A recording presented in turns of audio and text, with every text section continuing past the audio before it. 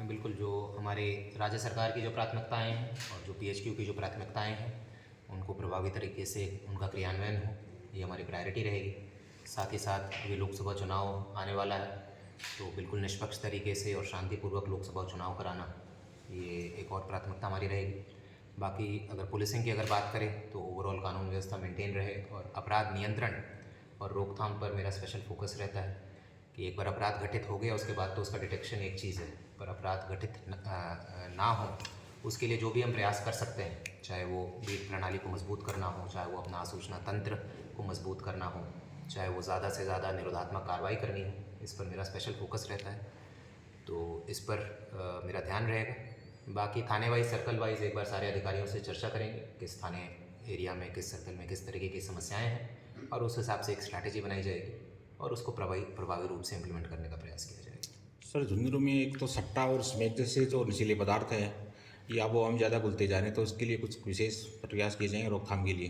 बिल्कुल किए जाएंगे। जैसा मैंने बताया कि थाने वाइज सर्कल वाइज मैं एक बार चर्चा करूँगा SHO CO से। आप जो बात बता रहे हैं सट्टा, चाहे वो सट्टा का हो, चाहे वो नशा सेवन का हो, जो भी समस्याएं जिन एरियाज़ में हैं, इनके लिए एक स्ट्रैटेजी बनाकर फिर अगले कुछ दिनों में उसका क्रियान्वयन किया जाएगा। आप युवा हैं सर, युवाओं के लिए कोई विशेष मैसेज देना चाहेंगे? अपराध से दूर रहे हैं, गैंगस्टर वगैरह फॉलो नहीं के संबंध में कुछ?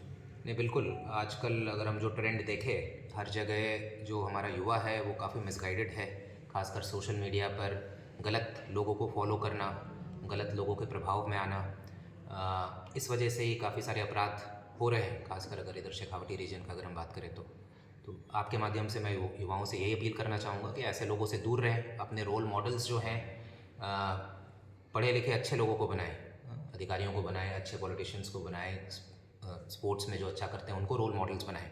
इन अपराधियों को रोल मॉडल्स नहीं बनाना है। अगर इनको रोल मॉडल्स नहीं बनाएंगे, इनका कोई फॉलोइंग नहीं होगा, तो ये अपने आप धीरे धीरे करके इनका कोई अस्तित्व नहीं रहेगा। तो आपके माध्यम से मैं युवाओं को यही अपील करना चाहूँगा कि इनसे दूर रहें, अच्छे लोगों को रोल मॉडल्स बनाएं। और साथ ही साथ अगले कुछ दिनों में मुझे युवाओं से बात करने का काफ़ी शौक़ है।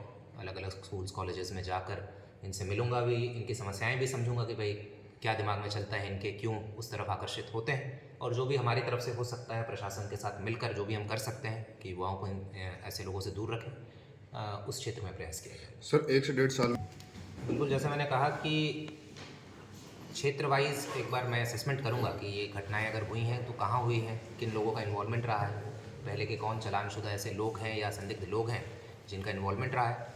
और पहला प्रयास तो ज़्यादा से ज़्यादा निरोधात्मक कार्रवाई का रहेगा। अगर हम ऐसे लोगों पर पहले से ही निगरानी रखें, सपोज़ ये जेसी में जुडिशियल कस्टडी में चल रहा है और कोई बेल पे निकला है, और बेल पर निकलने के बाद बहुत सारे ऐसे अपराधी इस तरीके की वारदातें करते हैं, तो बेल से निकलने के बाद ही अगर हम इन पर मॉनिटरिंग रखें, इन पर सर्वेलेंस रखें, ताकि ये इस तरीके की घटनाएं करने के पहले ही हम कुछ निरोधात्मक कार्रवाई कर सकें। तो निरोधात्मक कार्रवाई पर मेरा काफ़ी फोकस रहता है कि कुछ होने के पहले ही हम प्रिवेंट करने का प्रयास करें। और साथ ही साथ अगर कोई घटना होती है तो त्वरित कार्रवाई करते हुए जो भी विधि सम्मत कार्रवाई बनती है, अगर वो हम त्वरित करें, जल्द हमारा रिस्पॉन्स टाइम कम रहे, तो उससे भी एक अच्छा मैसेज जाता है। तो ये दोनों चीज़ों पर मेरा फोकस रहेगा। एक तो ऐसी वारदातों को रोकने के लिए जो भी कर सकते हैं, चाहे वो निरोधात्मक कार्रवाई हो, चाहे वो अपना सूचना तंत्र मजबूत करना हो, और दूसरी बात, अगर इनकेस अगर कहीं घटना घटती है तो जल्द से जल्द जो भी दोषी है, अपराधी है, उसको पकड़कर विधि सम्मत कार्रवाई सुनिश्चित कराएं। सर, पुलिस विभाग जी, जैसा मैंने शुरू में भी कहा कि बीट प्रणाली के ऊपर मेरा काफ़ी फोकस रहता है, और ऑलरेडी एक व्यवस्था बनी हुई है, इसमें कोई बदलाव की आवश्यकता नहीं है। आवश्यकता है कि इसका सही तरीके से इम्प्लीमेंटेशन, ऑलरेडी हमारे PHQ की तरफ से डिटेल्ड सर्कुलर्स निकले हुए हैं कि बीट प्रणाली को कैसे चलाना है। एक अभी कुछ दिन पहले ही DG साहब के द्वारा एक और डिटेल सर्कुलर निकला है जिसमें बीट फाइल को मेंटेन करने की बात है, और उस बीट फाइल में बहुत सारी चीज़ें हैं। अगर वो बीट कांस्टेबल या बीट प्रभारी जो है, अगर उतना ही सूचना और आसूचना इकट्ठा कर ले, तो उसी से हमारे पास इतना इन्फॉर्मेशन आ जाता है कि किसी भी अपराधी को हम अपराध करने के पहले रोक सकते हैं, या अगर अपराध घटित हुआ है तो फिर उसके विरुद्ध कार्रवाई कर सकते हैं। तो ऑलरेडी एक व्यवस्था बनी हुई है, बदलाव की आवश्यकता नहीं है, आवश्यकता है इसे सही तरीके से इम्प्लीमेंट करनी है। उसमें हमें बीट लेवल पर जिम्मेदारी फिक्स करनी होगी। अभी क्या होता है कि अभी अगर कहीं कुछ घटना घटी या कानून व्यवस्था कहीं बिगड़ी, तो हम केवल SHO और CO से बात करते हैं, पूछते हैं ये क्यों हुआ, कैसे हुआ, भविष्य में ना हो उसके लिए क्या कर सकते हैं। पर ये जो जिम्मेदारी फिक्स करनी है, अकाउंटेबिलिटी फिक्स करनी है, बीट लेवल तक हमें फिक्स करनी होगी कि कहीं भी अगर कोई अपराध हो रहा है, घटना घट रही है, तो बीट कांस्टेबल क्या कर रहा था, उसे पता था या नहीं पता था तो फिर रिपोर्टिंग की कि नहीं की। तो जब उस लेवल तक जब हम जिम्मेदारी फिक्स करेंगे तो ऑटोमेटिकली ये पूरी जो व्यवस्था है वो एक्टिवेट हो जाएगी। तो यही प्रयास रहेगा कि बीट प्रणाली को फिर से एक्टिवेट करें। सर, राज्य सरकार के आदेश आए थे, जो सीएलजी की मेंबर है जो पॉलिटिकल बैकग्राउंड से आते हैं, अभी नवीनतम आदेश हैं, तो उनके बारे में पुनर्गठन होगा सीएलजी वगैरह का?